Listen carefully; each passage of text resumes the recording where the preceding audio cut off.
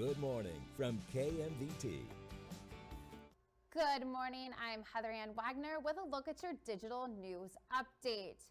We begin with a serious accident that happened Wednesday evening just south of Twin Falls. The accident occurred around 7 p.m. near the intersection of State Highway 74 and 3600 North, just south of town, headed towards the Magic Valley Airport.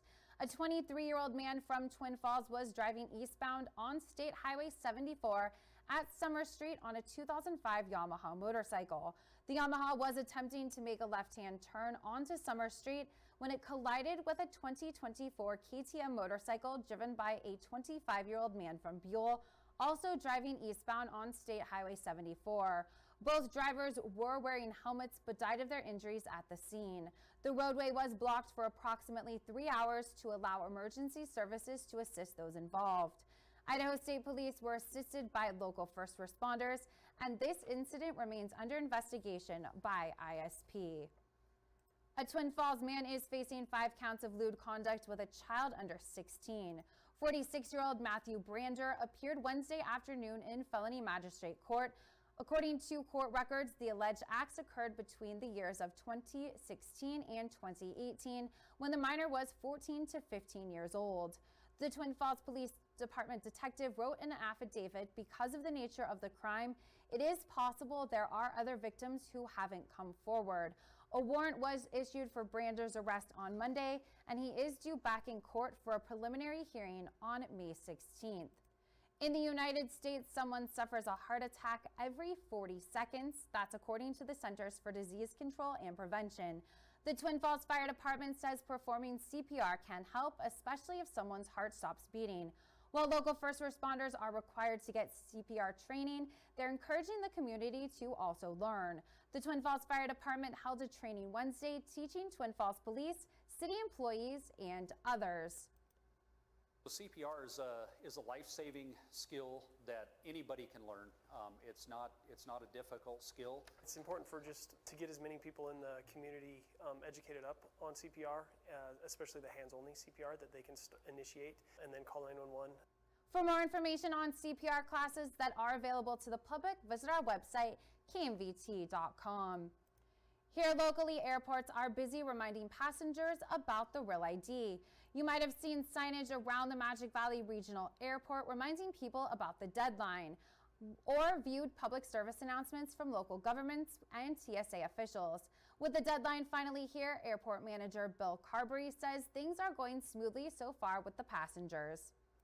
Today being the first day, the report I received was pretty encouraging. They didn't have any problems with compliant IDs this morning. So that's great news.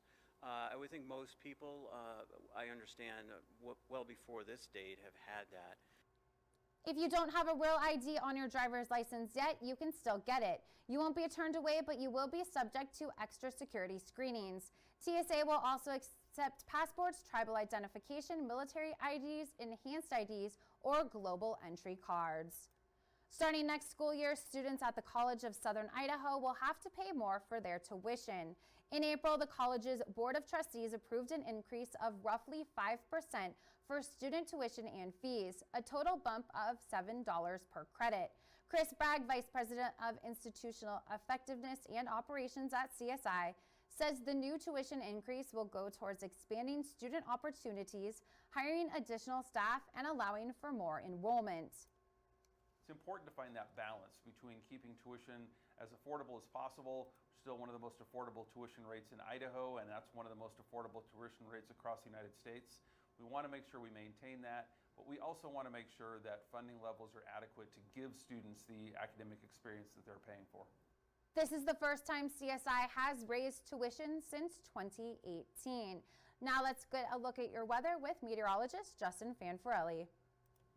Hey, morning everybody. As we make our way into the Wood River Valley, temperatures really on their way up. We'll have mostly sunny to partly cloudy skies. High temperatures in most places into the lower 70s. We're going to be near that 80-degree mark into the northern Magic Valley. More sunshine. That wind westerly or northwesterly around 10 to 15 miles per hour. Twin Falls and surrounding communities into the lower 80s. Jackpot is warm at 72 degrees and into the mini casual region into the mid to upper 70s across the region. Still a good amount of sunshine with that light westerly breeze. Extending the the forecast into the Wood River Valley. We're into the upper 70s the next couple of days. Friday into Saturday, mostly sunny skies turn partly cloudy. Chances for some showers Sunday into Monday as we fall from the upper 60s into the upper 50s. A little breezy at times. And we keep the slight chances of moisture Tuesday and Wednesday as temperatures are back into the low to mid 50s. Into the Magic Valley, mid to upper 80s as we make our way today. And then Friday into Saturday, mostly sunny to partly cloudy.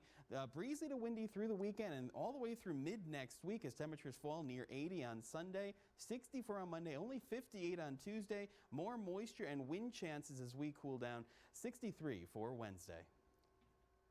That was a look at your digital news update. We will be back with more news at noon. Until then, you can send us news tips and story ideas at news@kmvt.com. Have a fantastic Thursday.